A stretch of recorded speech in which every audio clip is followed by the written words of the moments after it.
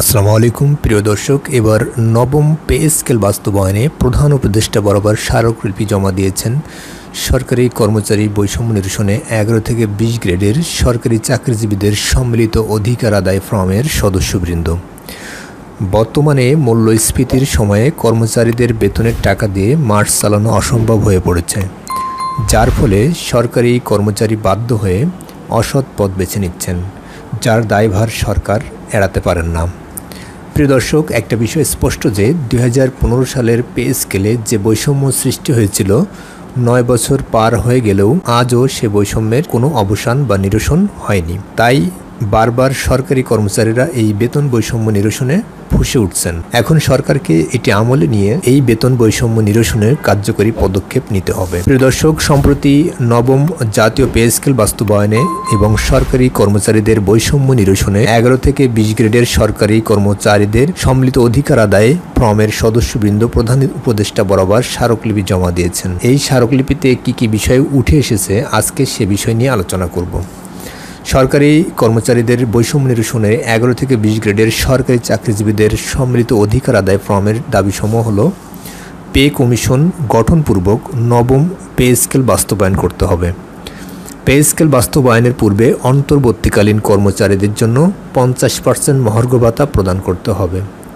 1973 সালে বঙ্গবন্ধুর ঘোষণা অনুযায়ী 10 ধাপে বেতন স্কেল নির্ধারণ সহ কমিশনে কর্মচারী প্রতিনিধি রাখতে হবে। সচিবালয়ের ন্যায় সকল দপ্তর অধিদপ্তরের পদনাম পরিবর্তন সহ 10ম গ্রেডে উন্নীতকরণ এবং এক ও অভিন্ন নিয়োগ বিধি প্রণয়ন করতে হবে। টাইম স্কেল সিলেকশন গ্রেড পুনর্বহাল সহ বেতন জ্যেষ্ঠতা পুনর্বহাল, বিদ্যমান গ্র্যাচুইটি আনুতোষিকের হার 90%-এর স্থলে 100% নির্ধারণ ও পেনশন গ্র্যাচুইটি 1 টাকার সমান 100 টাকা নির্ধারণ করতে হবে। সরকারি প্রাথমিক বিদ্যালয়ের প্রধান শিক্ষকদের আপিল বিভাগের রায় বাস্তবায়ন সহ সহকারী শিক্ষকদের বেতন নিয়োগ বিধি 2019-এর ভিত্তিতে 10ম গ্রেডে উন্নীতকরণ করতে হবে। আদালতের কর্মচারীদের বিচার বিভাগীয় সহায়ক কর্মচারী হিসেবে অন্তর্ভুক্ত করতে হবে।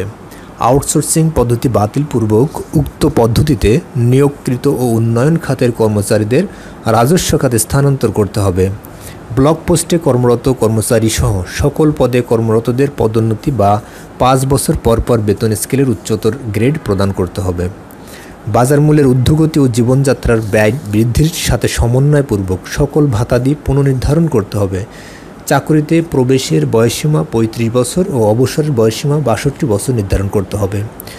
প্রিয় দর্শক, আজকের আলোচনা এতটুকুই। ভিডিওটি ভালো লাগলে অবশ্যই ভিডিওটিতে লাইক, কমেন্টস ও শেয়ার করবেন এবং সাবস্ক্রাইব করতে ভুলবেন না। পরবর্তীতে নতুন কোনো খবর নিয়ে আবারও আপনাদের সামনে হাজির হব এই প্রত্যাশায় এখানে শেষ করছি। সবাই ভালো থাকবেন, সুস্থ থাকবেন এই প্রত্যাশায় এখানে শেষ করছি। আল্লাহ হাফেজ।